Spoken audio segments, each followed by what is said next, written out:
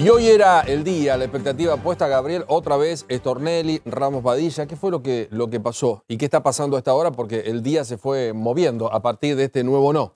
Así es, Pablo. Ayer especulábamos con Eduardo y con el resto del equipo cuáles eran las dos posibilidades que tenía Carlos Stornelli, el fiscal federal.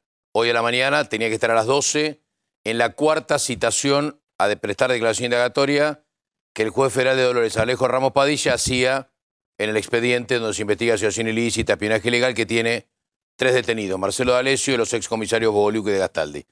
Las opciones eran dos: que Ramos Padilla vaya, se siente, declare o no declare, declare por escrito las distintas posibilidades procesales que existen, sabiendo de antemano, lo dijo el tío su abogado Roberto Rivas, y aparte es una especulación procesal válida, sabiendo de antemano que muy probablemente en la medida que él se siente y declare, en días próximos se iba a ser procesado.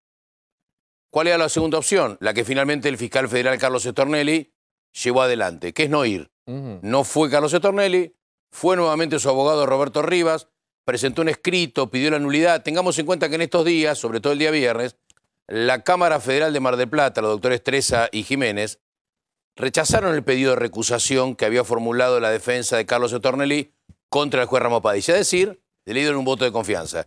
Un voto de confianza que se ve agregado y se ve anexado a un dato importante. Cuando una Cámara Federal o cuando un superior quiere resolver un estamento o una apelación de un inferior, puede hacer dos opciones. Una es manejarse como hizo la Cámara Federal de Mar del Plata, un incidente de recusación, un pequeño expediente, mientras el expediente principal sigue circulando. Exacto. La otra opción que podría haber hecho la Cámara Federal, esto hay que estar atento porque son pequeñas movidas procesales que uno tiene que mirar y que con los años va aprendiendo. La otra opción es que la Cámara Federal de Mar del Plata le hubiese pedido el expediente a Ramos Padilla. Doctor, mándeme el expediente principal que lo quiero analizar.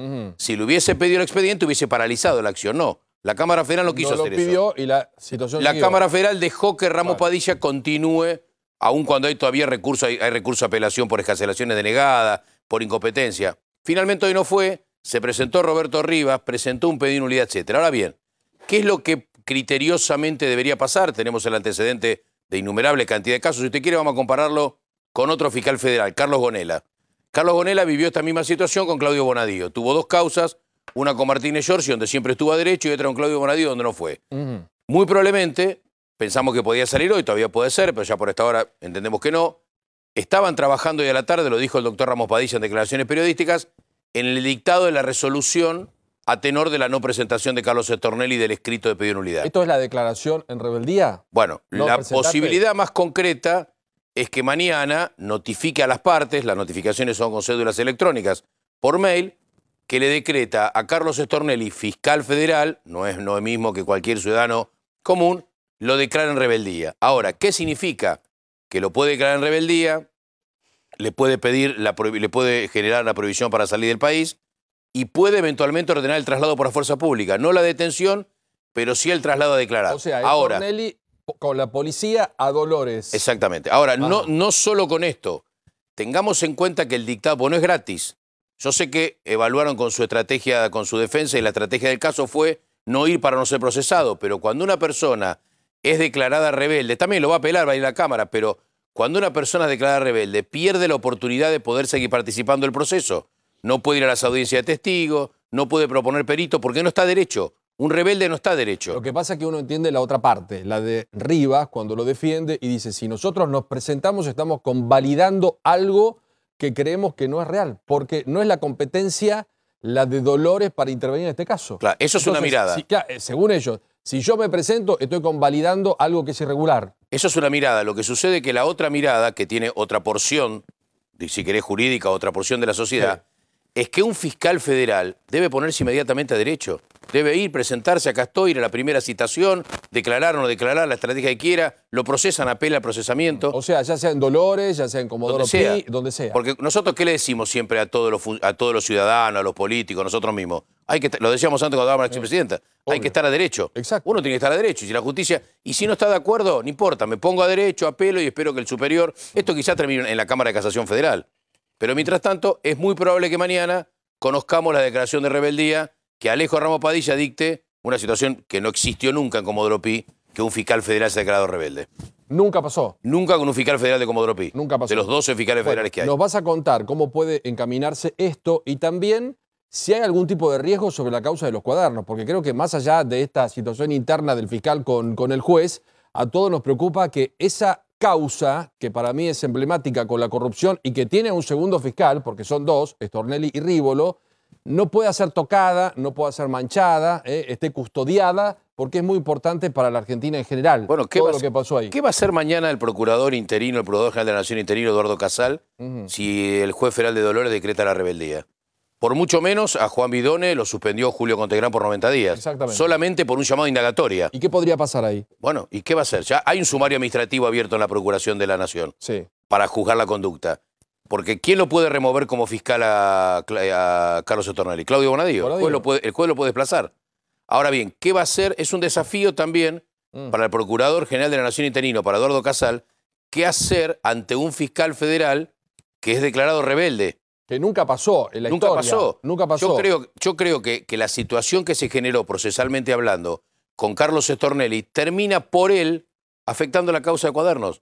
Si él pediría una licencia, la situación se tornaría distinta porque designarían otro fiscal. De hecho, está Carlos Rívolo. ¿Trabajás con Rívolo y designan otro fiscal? Claro, sí, por supuesto. De hecho, está la idea también de designar un fiscal de juicio que aporte una mirada. El fiscal de juicio tiene una mirada distinta al fiscal de primera instancia. El fiscal de juicio recepta y lleva adelante en el juicio las pruebas que el fiscal produjo. Entonces, a veces una mirada, un fiscal de juicio puede decirle al fiscal de primera instancia, mira, anda por este lado, anda por esto, porque cuando me llegue el juicio a mí, a él no va a ser, a otro fiscal, necesitamos que tenga este sostén. Exacto. Bueno, estamos viendo acá una situación realmente muy compleja. El fiscal, el juez por un lado, el espionaje, los cuadernos por el otro, la participación de este personaje que no es nada de todo lo que decía abogado, contador, etcétera, etcétera, el señor D'Alessio. Y hoy Miguel Ángel toma Colaje, presten atención, hacia estas declaraciones polémicas.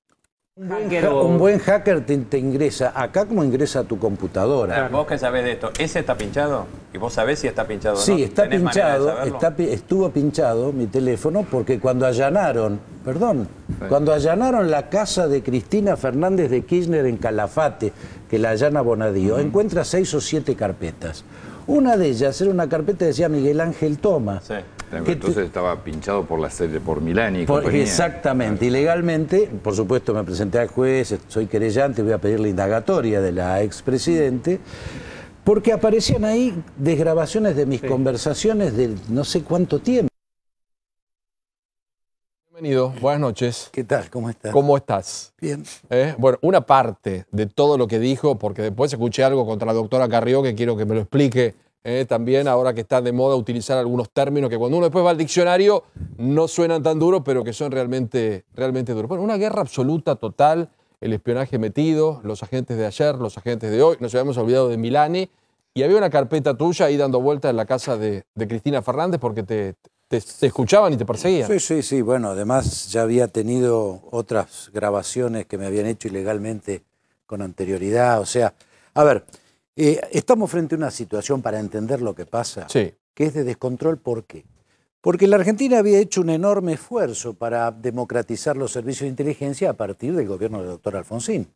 ¿Se acuerdan ustedes de la famosa foto de Alfonsín y Guglielminetti atrás? Exacto, sí, claro. Exacto. Era los resabios de la dictadura. Mucho se hizo, y se avanzó realmente en democratizar. Había que pasar de la dictadura a una vida y había además que limpiar a esos nenes que eran bastante pesados, ¿no? Convengamos. Bien.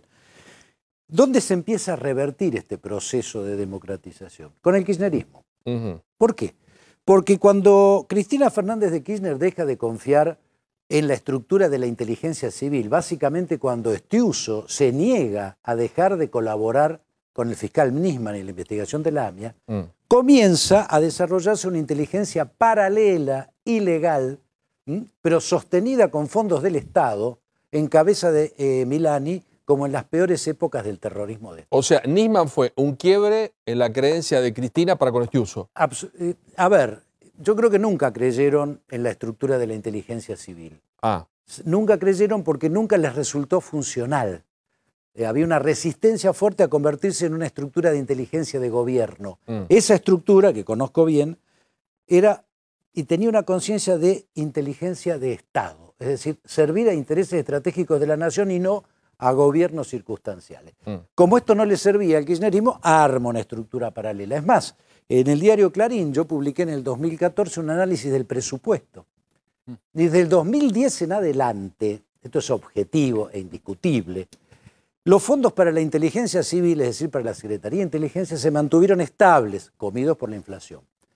Mientras que la inteligencia militar creció exponencialmente en un país que no tiene hipótesis de conflicto, y la inteligencia militar debe evaluarse en función de amenazas militares externas. Y también eran reservados los gastos de inteligencia. Por supuesto, también reservados, sí, todos los gastos de inteligencia son reservados. Consecuentemente, ¿qué pasó? Finalmente se desmadró. ¿Por qué?